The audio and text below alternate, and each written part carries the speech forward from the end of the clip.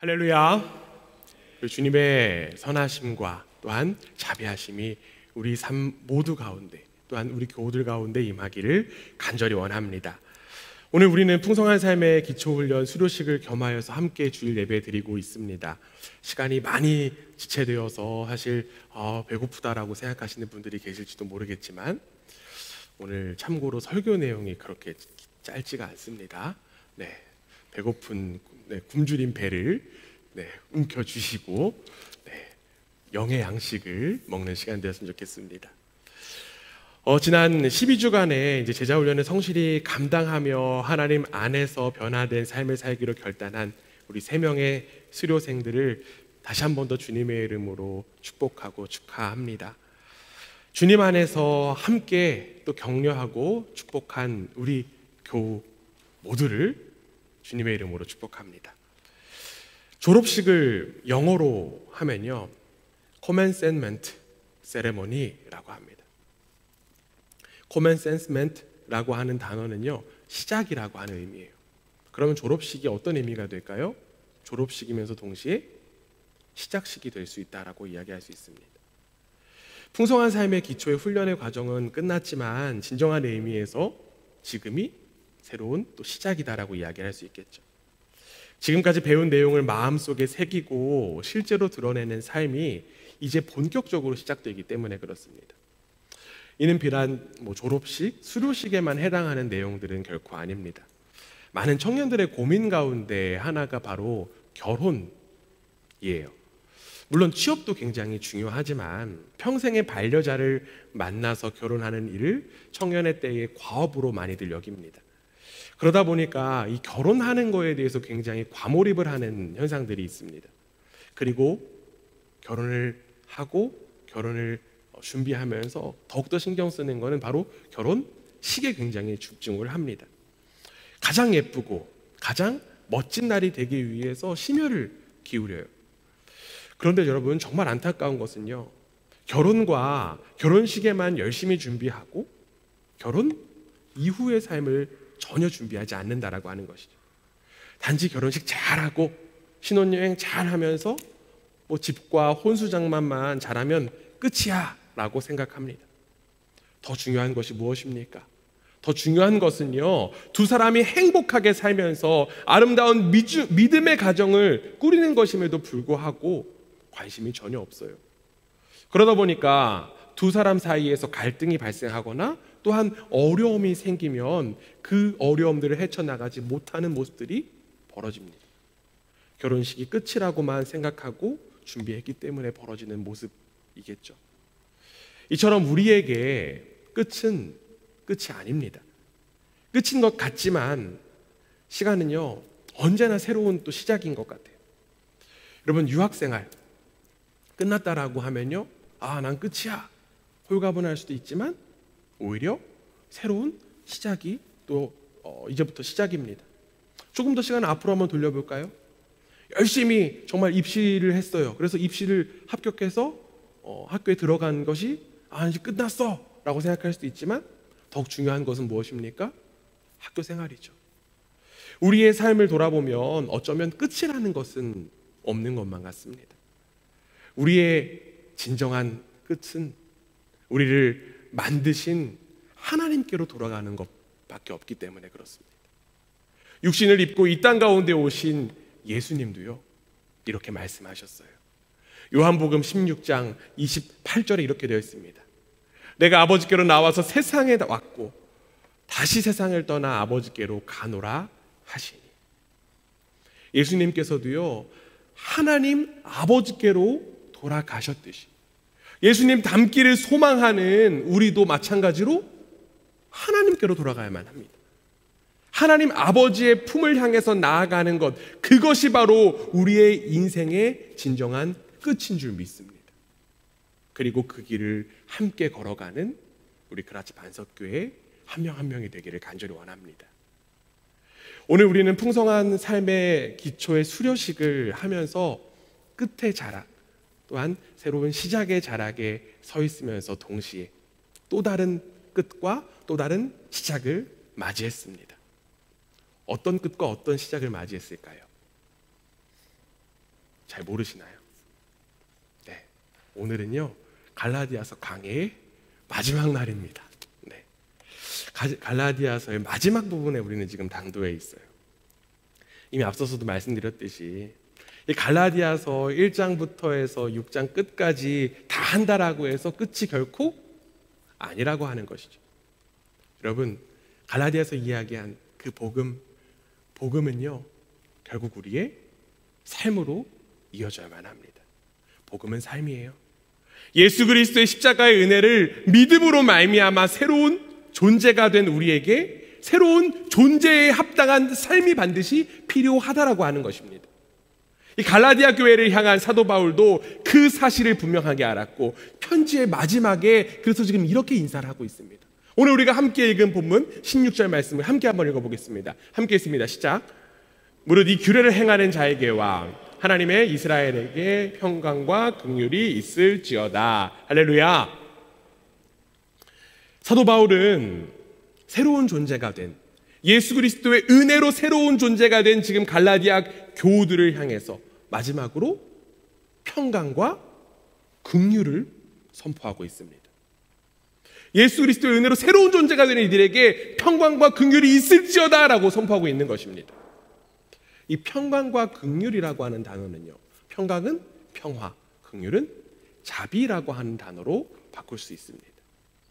사도 바울이 선포한 이 평화와 자비는요 하나님께서 허락하시는 축복입니다. 평화의 하나님 안에서만 평화를 누릴 수 있고요, 자비의 하나님 안에서만 자비를 누릴 수 있습니다.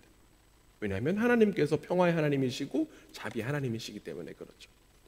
그런데 여러분, 안타깝게도요 이 세상은 평화의 하나님 말고 다른 곳에서 평화를 찾곤 합니다. 특별히 우리가 살아가고 있는 이 세상 그리고 이 시대, 평화에 대해서 굉장히 관심들이 많습니다. 2022년도 지금도 여전히 전쟁이 일어나고 있고요, 전쟁으로 인하여서 많은 사람들이 피해를 당하고 있고요, 또한 그 피해를 우리도 간접적으로 경험하고 있습니다. 그래서 대다수의 사람들이, 아마 수많은 사람들이, 아마 거의 다일 거예요, 평화를 염원하고 소원하고 있습니다. 그런데 여러분, 너무나도 안타까운 것은요, 평화를 바라고 평화를 소망하지만 평화의 방법을 잘 모른다라고 하는 것이 너무나도 안타까운 현실이라고 하는 것입니다. 사도 바울이 편지를 쓰던 당시에도요 이 평화의 기준이 하나님의 평화와는 전혀 달랐습니다. 당시 지중해 연안과 근동의 세계는요 로마 제국의 지배를 받고 있었어요. 로마는요 팍스 로마나를 외치며 로마 제국의 통치가 바로 평화다라는 것을 주장했습니다. 로마의 지배계층들은요 평화를 누렸을지는 모르겠어요. 그러나 피지배계층 또한 지배를 당한 민족들의 삶은요 평화를 찾아보기가 너무나도 어려웠습니다. 그들은 수탈과 또한 핍박을 당했습니다. 결국 그 영원할 것 같았던 팍스 로마나, 로마의 평화는 다른 힘에 의해서 무너지게 되었습니다. 그들이 외치던 평화는요 그들만의 평화, 자기들만의 평화였기 때문에 그렇습니다. 우리가 살아가고 있는 이 세상의 평화도 이 팍스 로마나 이와 별반 다를 바가 없는 것 같습니다. 평화라고 하는 이름만 존재할 뿐 무엇이 평화인지에 대해서 관심이 없습니다. 단순히 내가 잘 살고 내가 배불리 먹고 내가 잘 수 있는 환경만 놓이면 아 이것이 평화야 라고 이야기하곤 합니다. 어느 강대국의 횡포 이런 거 전혀 관심이 없습니다. 단지 나만 평화를 누리면 돼, 나만 좋으면 돼. 이는 다른 사람들과의 관계도 마찬가지예요. 다른 사람의 기분과 태도 전혀 상관없습니다. 오직 내 기분이 중요하고요, 내 마음대로 하는 것이 중요합니다. 그러다 보니까 나는 평화를 누리고 있을지는 몰라도 다른 사람의 삶에는 평화가 없습니다. 이는 자비라고 하는 가치도 마찬가지예요. 내가 기준이 된 자비와 긍휼, 나의 만족만 높일 뿐이에요. 내 만족에 의해서 자비를 베푸는 것입니다. 다른 사람의 박탈, 다른 사람의 기분은 전혀 고려하지 않는 채 내 속에 자기 의만 충만해지는 것입니다. 도대체 왜 이러한 자비, 왜 이런 평화가 만연해지는 것일까요? 그것은 바로 하나님을 모르기 때문입니다. 그것은 바로 하나님이 없기 때문입니다. 우리 소미가 지금 또 아멘 또 외쳤습니다. 네.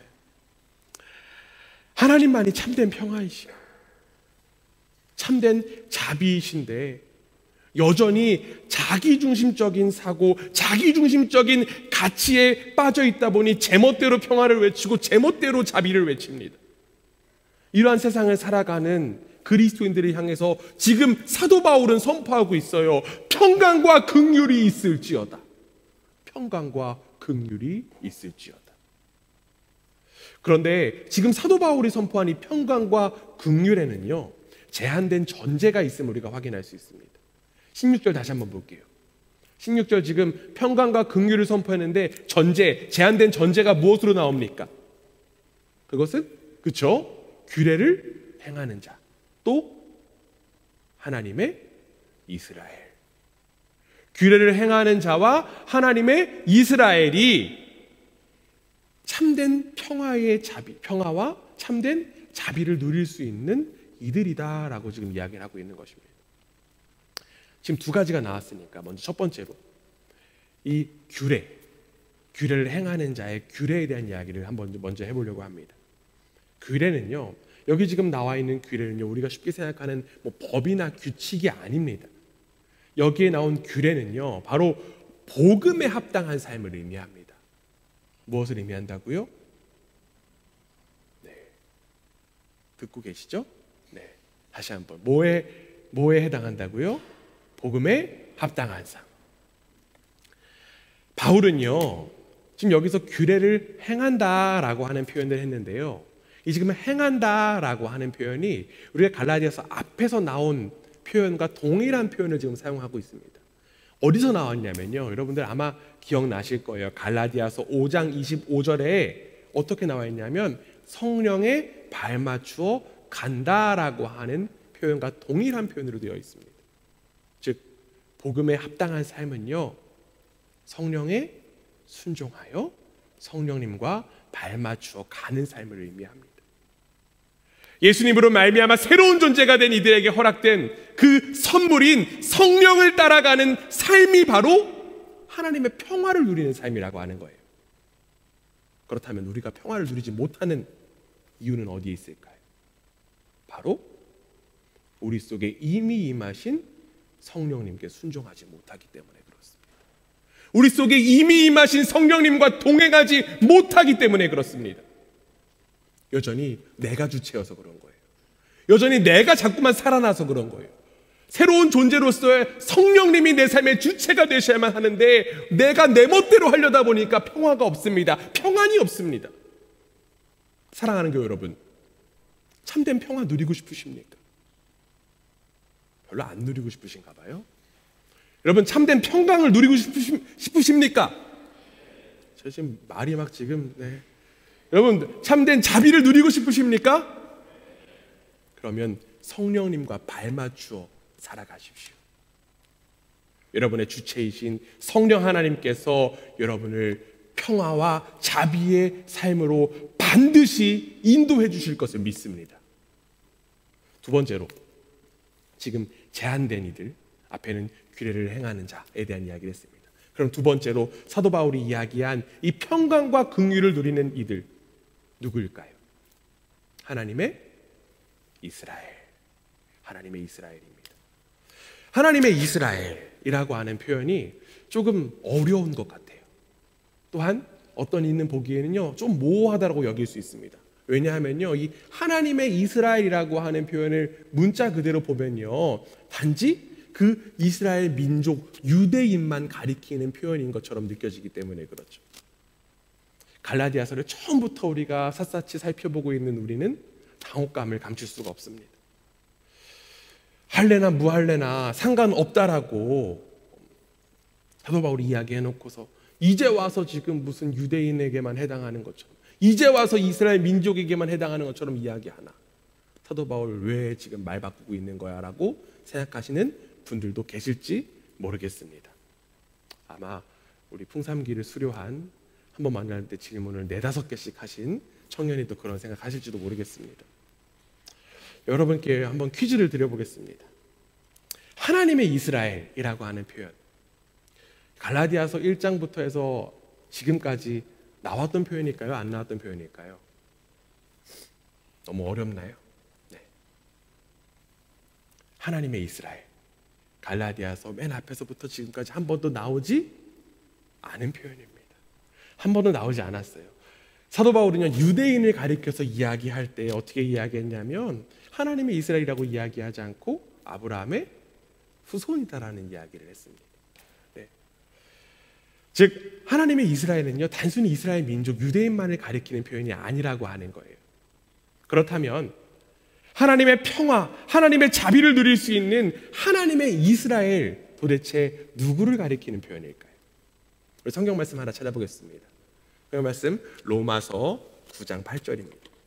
로마서 9장 8절 앞에 화면에도 있으니까요. 네, 함께 한번 찾아보신 분들은 앞에 핸드폰이라든지 성경책 보시고 또 앞에 화면 보실 분들 보시고 함께 읽어보겠습니다. 함께 했습니다. 시작.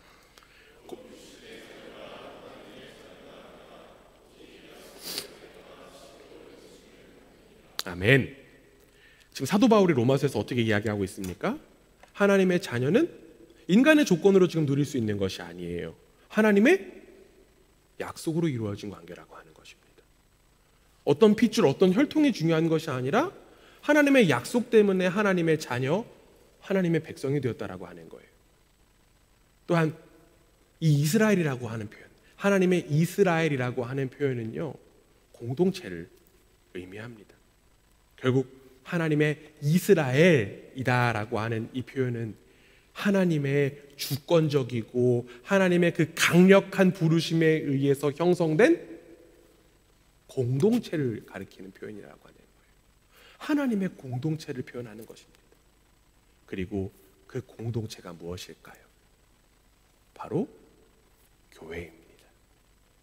하나님의 약속으로 말미암아 하나님의 자녀가 된 형제 자매들이 모인 곳이 바로 교회이고, 교회 안에서 우리는 비로소 하나님의 평화와 하나님의 자비를 경험할 수 있다라고 하는 거예요. 사랑하는 교회 여러분, 예수 그리스도의 몸을 이룬 교회 공동체가 여러분 모두에게 허락되었습니다.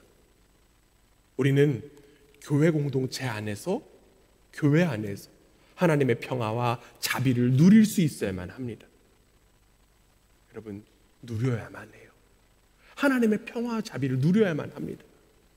왜 그럴까요? 왜 누릴 수 있을까요? 교회가 바로 성령 하나님께서 거하시는 처소이기 때문에 그렇습니다. 교회가 성령 하나님께서 거하시는 것이기 때문에 그렇습니다. 에베소서 2장 21절 22절에 이렇게 되어 있습니다. 그 2절 말씀 앞에 화면 보고 함께 읽습니다. 시작. 주 안에서 성전이 되어가고 너희도 성령 안에서 하나님의 거하실 처소가 되기 위하여 예수 안에서 함께 지어져 가느니라. 아멘. 아멘. 사도 바울의 그 이야기, 여기 지금 보면 성전이라고 하는 거 나오는데요, 성전에서 주로 뭐 할까요? 제사 드려요. 구약에서 보면요. 그리고 그 구약의 제사는 또 예배라고 좀 이야기할 수 있습니다. 결국 하나님께서 거하시는 그 성전, 성령님께서 거하시는 성전, 그 교회의 가장 중요한 핵심이 바로 예배하는 것이다라고 하는 것입니다.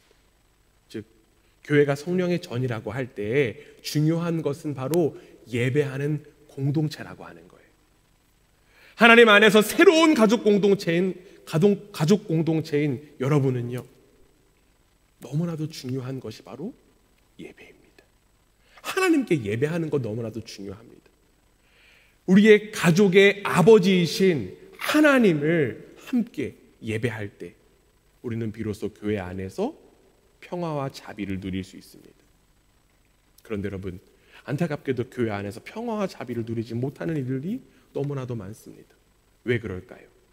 뭐 관계 때문에 그럴 수도 있고요, 과도한 사역 때문에 그럴 수도 있습니다. 교회를 와도 하나님의 평화와 하나님의 자비를 누리지 못하는 안타까운 모습들이 우리 가운데 있음을 고백합니다. 그런데 여러분, 그러한 모습, 하나님을 향한 예배가 중심이지 않기 때문에 나오는 모습임을 바라보시길 원합니다. 물론 관계의 어려움, 사역의 어려움, 직업적인 어려움들이 있을 수 있습니다. 그래서 평강과 긍휼을 누리지 못할 수도 있습니다. 그런데 그럴 때일수록요, 우리는 자꾸만 교회의 본질을 회복해야만 합니다. 교회의 본질인 바로 예배를 회복해야 하는 줄 믿습니다. 특별히 우리 같이 반석교회가 예배의 공동체로서 예배를 우선시하는 공동체가 되기를 간절히 원합니다. 우리의 일상 돌아보면 어떻습니까? 우리의 일상이요, 이 예배의 시간 한 번 모이는 거 유일한 예배입니다. 성령의 임재를 경험하는 이 유일한 시간입니다. 여러분의 시간 되돌아보면, 여러분의 삶 되돌아보면 이 예배의 시간 얼마나 중요합니까? 너무나도 중요한 시간입니다. 그래서 우리는 이 예배의 시간 정말 목숨 걸고 예배하는 것이 필요합니다. 어쩔 수 없이 내가 습관적으로, 때로는 사람과의 약속 때문에 나와서 예배드리는 것이 아니라 성령의 임재를 경험하는 축복의 시간이 되어야만 합니다. 우리 교회가 하나님을 향한 예배 중심으로 온전히 설 때 우리 공동체 안에서 하나님께서 허락하시는 평화와 자비를 누리게 될 줄 믿습니다. 그리고 경험한 그 하나님의 평화와 자비를 우리가 세상 가운데 나타나게 될 줄 믿습니다. 새로운 존재인 우리에게 허락된 하나님의 평화와 자비를 이 예배 시간을 통해서 누리고 또한 나누는 복된 그라치 반석교회가 되기를 주님의 이름으로 간절히 원합니다. 그런데 여러분, 너무너무 안타까운 것은요, 복음 안에서 새로운 존재인 우리가 이 땅에서 또한 교회 안에서 평화와 자비를 누리는 일이 쉽지 않다라고 하는 거예요. 그것이 현실이라고 하는 거예요. 왜냐하면 우리가 하나님의 평화와 자비를 누리지 못하도록 방해하는 것들이 너무나도 많기 때문에 그렇습니다. 구체적으로 그 방해하는 것들이 무엇인지는 모르겠어요. 그러나 공중의 권세 잡은 자들이 여러 가지의 방법들로 우리를 방해합니다. 그래서 우리는 그 방해 속에서 좌절하기도 하고요, 절망하기도 하고요, 불안해하기도 합니다. 그 사실 너무나도 사도 바울이 잘 알고 있었어요. 그래서 지금 이렇게 이야기하고 있습니다. 오늘 보면 17절에 이렇게 되어 있습니다. 우리 한 목소리로 담대하게 읽어보도록 하겠습니다. 함께 읽습니다. 시작.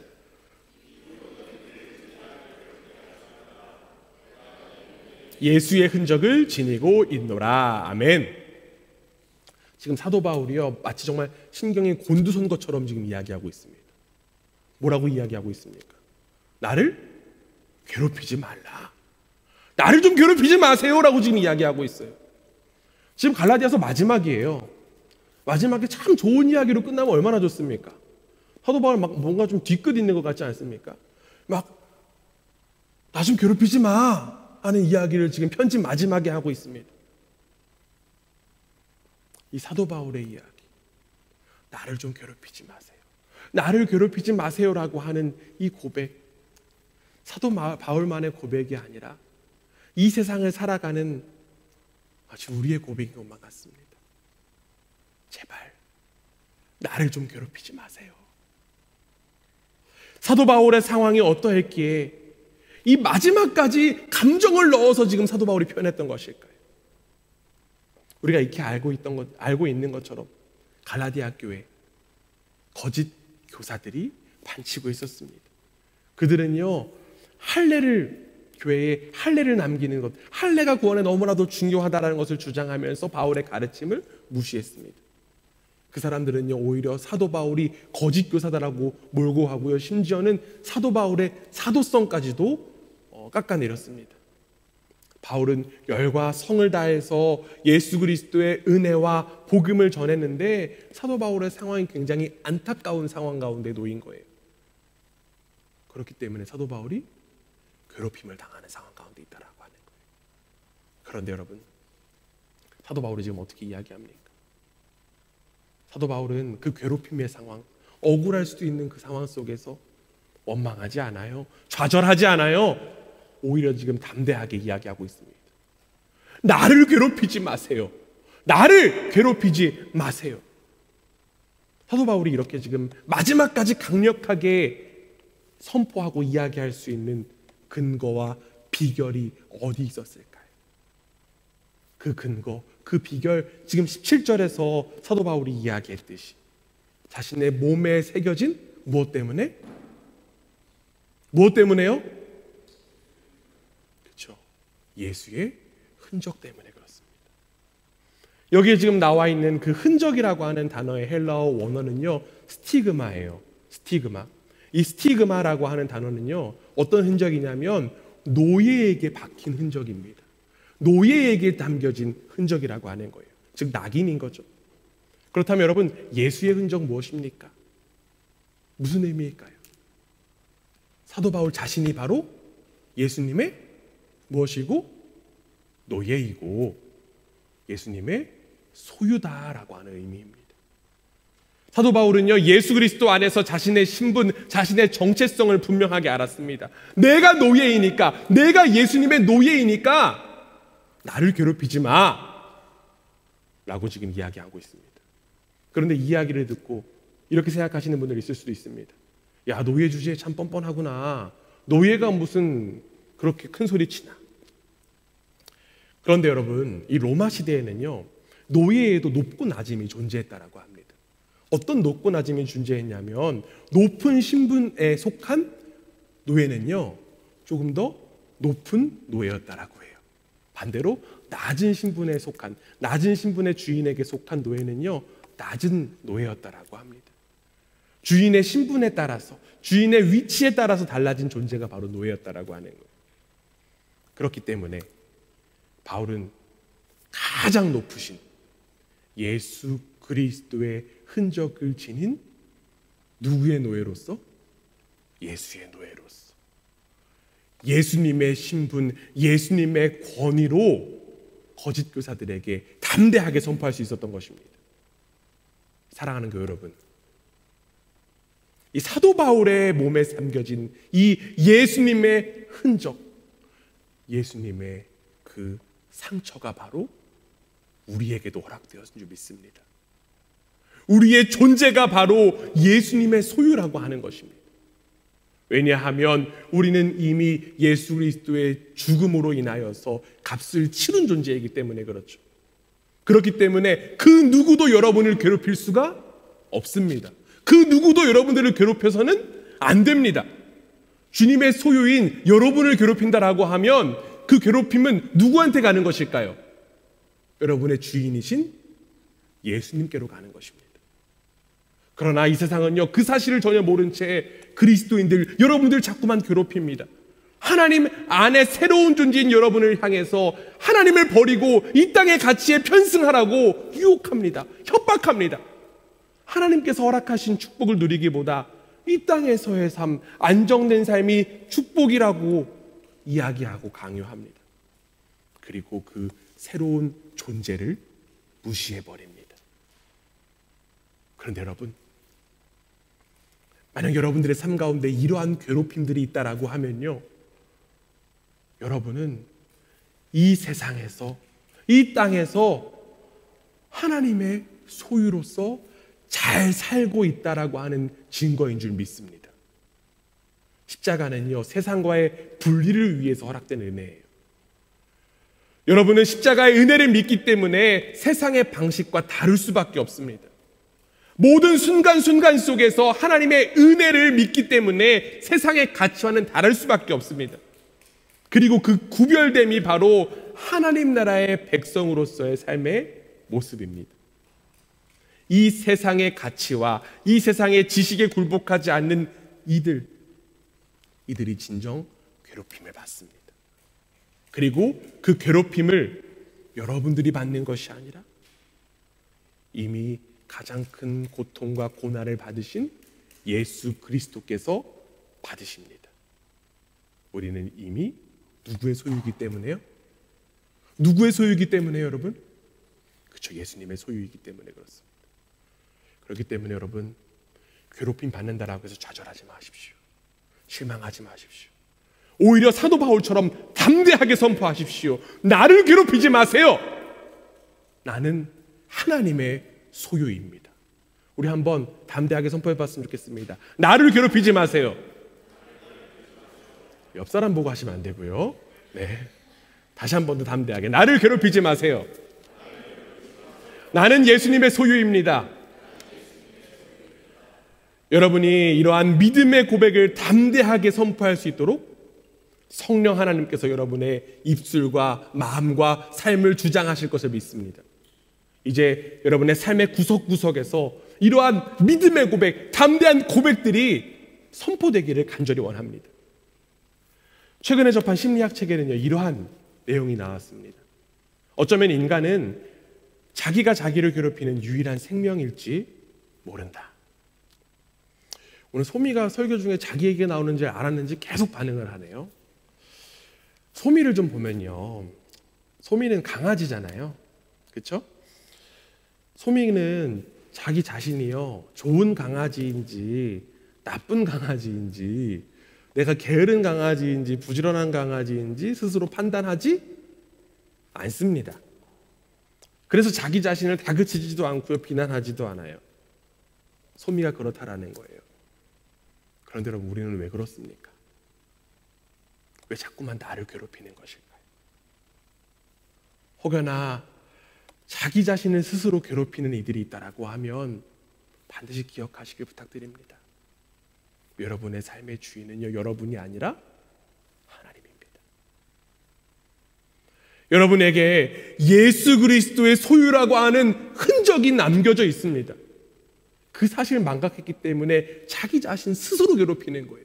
다른 사람들도 나를 괴롭히는 것도 있지만 자기도 그 사실을 망각했기 때문에 자기 스스로 괴롭힙니다. 그래서 자신을 혐오하고요, 싫어하고 미워하기까지 합니다. 사랑하는 교회 여러분, 자기 자신을 괴롭히지 마시기를 부탁드립니다. 여러분이 자꾸 이 세상의 가치와 또한 기준으로 스스로 판단하려고 하다 보니까 여러분이 어떠한 존재라고 하는 사실을 망각해버려요. 여러분에게는 예수 그리스도의 흔적이 새겨져 있습니다. 즉, 여러분은 예수님의 소유이고요, 예수님 짤이다라고 하는 거예요. 예수님의 흔적이 새겨져 있기 때문에 그래요. 여러분이 스스로 자신을 괴롭게 한다라고 하면 그 모습도 마찬가지로 여러분이 스스로 예수님을 괴롭히는 것과 동일한 모습입니다. 이제는 괴롭힘의 모습 끊어야만 합니다. 이제는 스스로 괴롭히는 그 악랄한 모습 끊어야 돼요. 달라져야만 합니다. 여러분을 향해서 사도 바울은 지금 외치고 있습니다. 오늘 본문 18절 마지막 절입니다. 우리 함께 읽습니다. 시작. 형제들아, 우리 주 예수 그리스도의 은혜가 너희 심령에 있을지어다. 아멘. 여러분 안에 예수 그리스도의 은혜가 있습니다. 그렇기 때문에 우리의 존재는요, 이전과 달라요.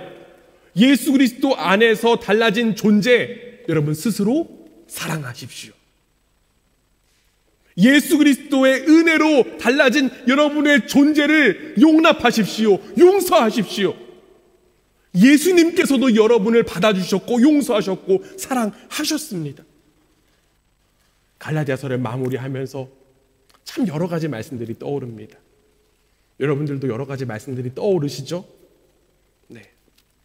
그리고 그 마지막의 말씀, 바로 예수 그리스도의 은혜밖에 없음을 우리는 바라보곤 합니다.